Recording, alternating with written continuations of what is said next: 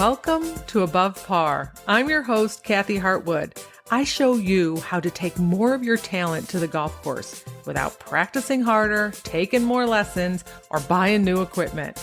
I show you how to end the frustration of underperforming so you can start playing to your potential. This is where you are going to learn how to think above par so you can play below par. Let's get to it. Hello, my golf friend. Welcome back to Above Par. I'm super happy you're here. Hope you're having an amazing week.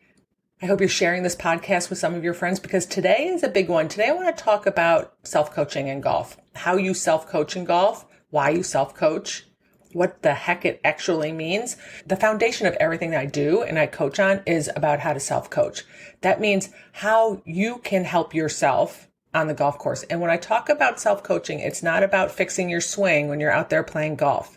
I think that's a very challenging thing to do. I think you need to be very educated on what you're looking for.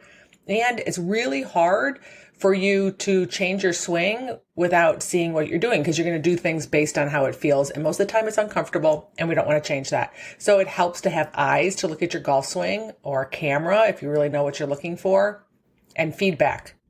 The kind of self-coaching that I'm talking about is actually not too dissimilar in the process, but I'm talking about how to manage your mind on the golf course, how to coach yourself and your head and your brain and being self-aware of how you're creating results for yourself on the golf course and off of the golf course.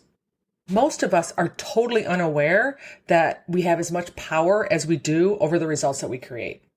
We go through life feeling like we're at the effect of things, at the effect of people and our environment and things that are happening day to day, how long you had to wait on hold or whether you sat in traffic or what the words that someone said to you. With golf, we feel like we're at the effect of maybe our tee times, weather, our balls in a divot, the yardage that we have, the number that we made.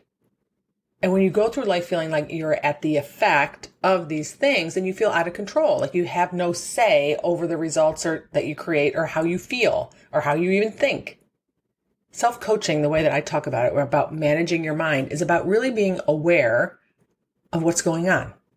What's working? What's not working? How are you feeling? What are you doing? When we feel like we don't have any control over that, we feel like it's just happening to us. Like my mind is just negative. I can't stop it. I don't know. I just have anxiety. I don't know what to do about it. Self-coaching means you're going to be more of the observer of what is going on in your life. And then I teach a little formula that helps you figure out how to shift that, how to create different results for you, how to feel differently, how to think differently, how to do things differently.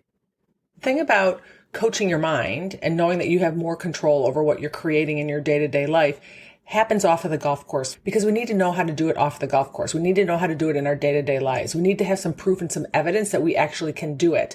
Because when we go on the golf course, we got to go. We got a minute and a half, 2 minutes before we hit that next shot. We've got to figure out how to get back into a state where we can play our best golf, where we can perform and swing. We don't have a lot of time. We don't have the luxury of time to sort it out or to go grab some popcorn or to get on our phone, get a bunch of dopamine hits so that we feel better or let time pass. We don't have that luxury. That's why golf exposes our ability to do this to us. A lot of times people feel like they're really good at this off of the golf course, but I find a couple things happens is that either you give yourself a lot of time, perhaps, like I'm okay, give me a couple hours and I'll feel better. Let me just go and have some ice cream or get on Amazon and buy some stuff or scroll on Instagram and I'll feel better. I'll get these dopamine hits. I'll feel better. It's all fine. It'll go away. This too shall pass. Or off the golf course, you might just stay in your own lane of comfort. Like, I'm just going to keep doing the things that I'm really good at and that I'm comfortable at. And I'm not going to get myself out of that little box or that bubble and move into areas that are uncomfortable, where I actually might have some growth. I'm just going to stay in this little box right here. I know how to manage this. I know how to deal with this. What golf does is you go on the golf course and now all of a sudden you are forced into environments that you are uncomfortable in. Golf puts us into situations that, as I say, rattles our hamster cage. Now, some of us will just stay in that box of our own little golf box. We play with the same people all the time on the same course, at the same conditions, right? Less things to rattle our brain, but we don't grow in that situation. And you'll notice that if you do get pulled out of that environment, that all of a sudden you don't know how to manage your mind around that. And like I said, the other thing that golf does is it just speeds up the process. So now all of a sudden we're noticing all these things that we're actually very uncomfortable with, that we don't like. We don't like the results that we're creating. We don't like how we're swinging over the ball. We don't like what we're thinking and feeling. We don't like feeling out of control on the golf course. So I teach people, as the foundation of everything I do, how to self-coach first. It is the foundation. It is the formula that I use to help people with their self-awareness so that we can be the spectator of our brain. It's going to happen in a couple different areas. And it starts with awareness. Most of us are not aware. We're not aware of what we're thinking. We might not be aware of what we're feeling. We might not even be aware of what we're doing. So these are different areas that you want to build up your awareness. You might notice that there's certain situations that kind of rattle you a little bit. Bad lies, hitting shots over water, people watching you, maybe numbers, a double bogey, a triple bogey, 3 putts, bunker shots, words people say in your group, things people do in your group. There might be different situations that you notice I'm just not very good at. It kind of pulls the rug out from underneath me. I feel like I'm at the effect of them. Another area that you might start with your awareness is your thinking. You might notice I really have a lot of negative thoughts. I just don't know how to stop them. You might notice I have a lot of negative thoughts that pop up in these different situations. You might notice that you say, I suck and I'm never going to figure this out. I never finish well. Everybody's better than me. You might hear those thoughts.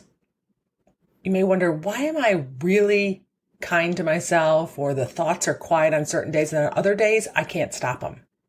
Other days, they just seem out of control. Why am I pretty good when I'm just playing with my friends, but then when I go out and play in a tournament, oh my gosh, the negative thoughts just pile on. I open the floodgates, right? So you might notice your thoughts. You might notice how you feel. I'm really anxious over certain shots. I get angry and it lasts for 3 or 4 holes. I feel so disappointed at the end of a round. I have a lot of fear playing in front of other people. I lack confidence on certain shots.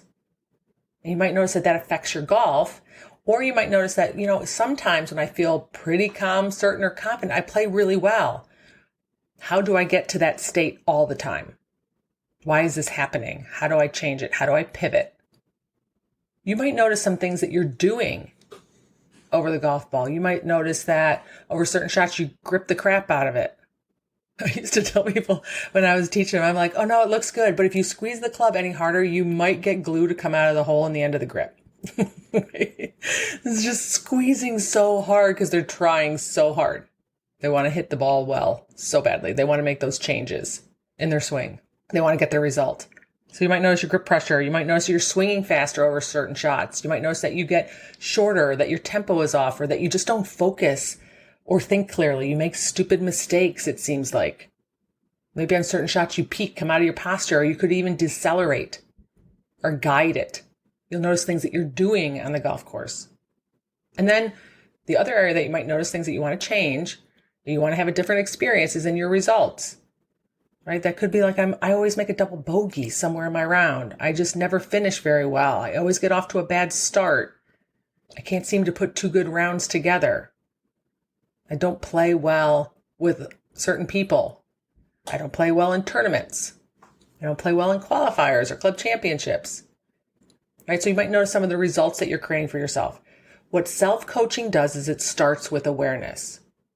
It's going to fall into one of those 5 categories that you're going to start noticing, whether it's a situation that you have, something that you might be thinking. You might be noticing how you're feeling. You might be noticing things that you're doing over the golf ball, or you just might notice that you just keep creating these results over and over again. And unless something changes, you are going to keep creating those results over and over again. So self-coaching starts off of the golf course. And as I mentioned earlier, it starts there because you want to give your brain evidence that you can do it.